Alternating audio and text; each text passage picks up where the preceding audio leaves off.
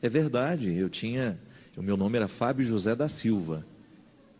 E eu achava aquilo horrível. Era, porque mudou. Eu achava um nome feio. Porque o da Silva era uma situação, já vou explicar por que eu me sentia mal. Porque da Silva era o sobrenome de todo mundo, não era? E aí eu sabia que todos os meus primos eram de Melo. E aí eu não conseguia entender isso. Por que todos eles são de Melo e eu não? Aí a mãe explicava, porque minha mãe é de Melo, a minha mãe chama Ana Maria de Melo Silva, e o da Silva era do meu pai chamava Dorinato, pode rir um minutinho se quiser, Dorinato Bias Silva. Então, era um contexto muito machista, né? Não sei se você foi vítima desse machismo, mas nós só tínhamos o sobrenome do pai. E eu achava isso um absurdo, eu entrei na justiça para modificar isso. Eu acho que eu tenho direito de ter o sobrenome, sobretudo porque eu quase não conhecia a família do meu pai. Todo o meu referencial de família era da minha mãe. E aí, quando eu soube que a gente podia acrescentar o nome da mãe, pelo amor de Deus, a minha mãe é extremamente presente na minha vida, eu quero o sobrenome dela. E foi assim que eu me tornei Fábio José de Melo Silva. Canta um pedacinho de qualquer música. E aí o CD, ele na verdade, ele me reporta ao tempo que eu era só Zé da Silva. Canta um Já pedacinho. andei por tanta estrada, já venci tanta cilada, no caminho fiz ser ouro a minha prata. No meu mundo não tem fadas, mas a mão de Deus me alcança. Já chorei por tanta causa, já sorri por tantas outras, e a mistura destes sentimentos tantos, tanto riso, tanto pranto, verso escrito no meu rosto. Misturei meu sangue em outro, quando a dor fez alvoroço, veio a calma da cantiga. Fiz plantio de outros versos, desbravei outro universo, aprendi a ser trovador. Em cada porto e despedida desta vida, esqueci meu coração batendo lá. Aos poucos transformei-me em tantos outros, sou de cada povo um pouco, e hoje a terra inteira é o meu lugar. Quem me dera pudesse compreender os segredos e mistérios dessa vida, este arranjo de chegadas e partidas, esta trama de pessoas que se encontram, se entrelaçam e misturadas ganham outra direção. Quem me dera pudesse responder: quem sou eu nesta mistura tão bonita? Tantos outros sou na vida um Zé da Silva. Sofro as dores de outros nomes, rio os risos de outras graças, trago em mim as falas desta multidão. Quem me dera pudesse compreender. Opa. Ao vivo, a capela. Aliás, uma feliz coincidência você falar disso, Gabriel. Hoje de manhã eu gravei essa música num arranjo inédito para o DVD do Hospital do Câncer de Barretos. Eu não vou poder estar no show, que vai acontecer no próximo final de semana, lá no Rio de Janeiro, mas como o Henrique Prata fazia questão da minha participação, e eu também, aí eu gravei em estúdio hoje essa música. Vamos falar da sua infância um pouco, pai. Quando você lembra do menino Zé da Silva, que recordações são mais fortes para você? Você sabe que eu tenho pensado muito na minha infância. Acho que a gente vai ficando mais velho, a gente vai fazendo essa inversão, né, da vida, a gente vai colocando outras coisas. A leitura do velho é sempre mais interessante que a do jovem. Ela é mais aprofundada, mais fecunda, né? E sempre que eu lembro da minha infância, Gabriel, eu me vejo um menino muito silencioso, eu sempre fui muito assim, pensativo, mas muito pouco amigo das palavras no início. A minha infância foi de muito silêncio. E toda vez que eu me recordo menino, uma das cenas que mais me chama a atenção, eu tive uma infância muito doída, muito sofrida. Um contexto de família que foi muito difícil, né? Uma luta muito grande na minha casa, de muita pobreza, de muita restrição, de muita simplicidade. Não a simplicidade boa, né? Quando você é reduzido, quando você não tem muitas possibilidades. E uma das coisas que mais me recorda a minha infância foi uma cena em que eu era bem pequeno e eu estava ajudando a minha mãe a plantar um canteiro de alfaces. E eu me recordo que tinha sido uma noite muito difícil lá em casa.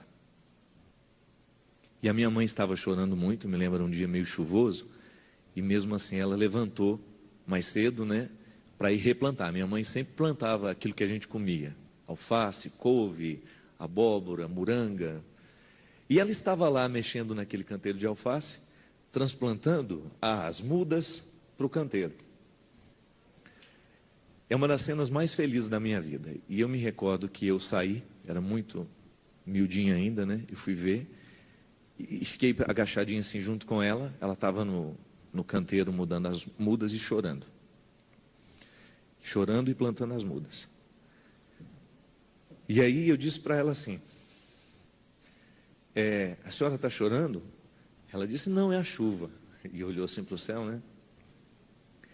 E aí ela começou chorar com mais vontade. E eu comecei a pegar as mudas de alface e fui ajudando ela a plantar. E eu me recordo, Gabriel, que ela disse assim para mim: você sabe que Deus faz a mesma coisa com a gente de vez em quando? Tira a gente do lugar errado e põe a gente no lugar certo. Tira a gente do lugar errado, põe a gente no lugar certo. Ela falou assim: aqui nessa sementeira, se eu deixar as mudas, elas vão morrer. Mas quando eu tiro daqui e coloco no lugar certo, elas crescem. Eu não soube responder e nem compreender o que a minha mãe tinha me dito naquela hora. Mas é a cena da minha infância que mais marcou. Inclusive eu tenho um texto que é Natais e Mudas de Alface. Um texto que eu gosto muito, que me fala justamente dessa experiência. É a experiência mais viva que eu tenho da minha infância. Foi aquela manhã em que minha mãe estava transplantando as mudinhas de alface, chorando as dores que sentia, que eram minhas também, eu conhecia todas aquelas dores de cor, sentia muito com ela, nós sempre tivemos uma ligação muito forte. E para mim, toda vez que eu me lembro da minha infância, eu me lembro daquele momento. Eu acho que é tão bonito isso, né? A gente lembrar de um momento triste, reinterpretado, né? Essa nova hermenêutica que a vida nos proporciona. E é assim mesmo, né? Às vezes o momento é tão duro, a gente acha que a gente não vai dar conta dele, e de repente a gente só sai daquele lugar e vai para um outro onde a gente cresce. O padre, esse seu gostar da poesia, isso tinha na sua infância, na sua escola? Você lembra de alguém que marcou, que fazia com que você se interessasse por poesia, por literatura? A minha mãe sempre cantava muito em casa. O que sua mãe cantava? Ela tinha um bom gosto danado. Ela é danadinha, dona Ana. Eu sentei com a dona Ana no show. É. Aí eu falei para a dona Ana assim, falei assim: tá cantando direito, né, dona Ana? Eu falei assim: aprendeu direitinho. Ela né? falou para mim assim. Ela falou para mim assim ontem, toda vaidosa, né? Ela estava comigo no camarim depois que acabou, né? Foi um momento que eu estava viajando, eu estive nos Estados Unidos agora e eu fiquei uns 10 dias longe dela. Então estava com muita saudade. Eu pedi: traga a dona Ana para eu ficar um pouquinho com ela depois do evento. Aí ela jantou comigo, ela segurou na minha mão e falou assim: Gabriel Chalita segurou na minha mão várias vezes durante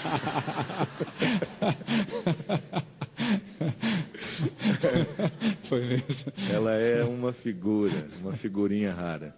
Às vezes as pessoas falam assim: o senhor não fala do pai, né? Mas o meu pai era um ser humano memorável também. Um ser humano que marcou a minha vida de maneira... Falo mais dele no livro agora, né? Agora eu não sei por que é mais fácil falar da mãe, não é? É um cadeado mais fácil de abrir. O pai eu acho que tem mais chaves, né? A mãe não, é um segredo mais simples para você chegar. Acho que é um caminho mais rápido, né? O afeto é mais rápido. O que sua mãe cantava? A minha mãe cantava música popular brasileira, né? Muita. E as canções do rádio. Infelizmente, hoje nós vivemos uma cultura diferente, né? O nosso rádio toca muito pouca música popular brasileira, né? A gente tem muito mais música internacional na nossa programação, mas naquele tempo não. Era tempo de Dolores Duran, né? Adoniran Barbosa, Vicente Celestino. Então minha mãe ouvia tudo isso. Eu ouvia minha mãe cantar Chão de Estrelas, né? Ouvia minha mãe cantar clássicos da música popular brasileira. E eu achava bonito aquilo. Agora, eu também tenho uma convicção, sabe, Gabriel, que a gente já nasce com a poesia. Eu acho que o gosto pela poesia, ele é alguma coisa que nos foi dado no ventre. É impressionante o quanto que você já percebe uma criança que tem sensibilidade poética. Eu não estou dizendo que a gente não possa adquirir ao longo da vida, mas eu vejo que às vezes é muito perceptível quando você encontra uma criança que já está marcada pela poesia. Ela já tem uma sensibilidade.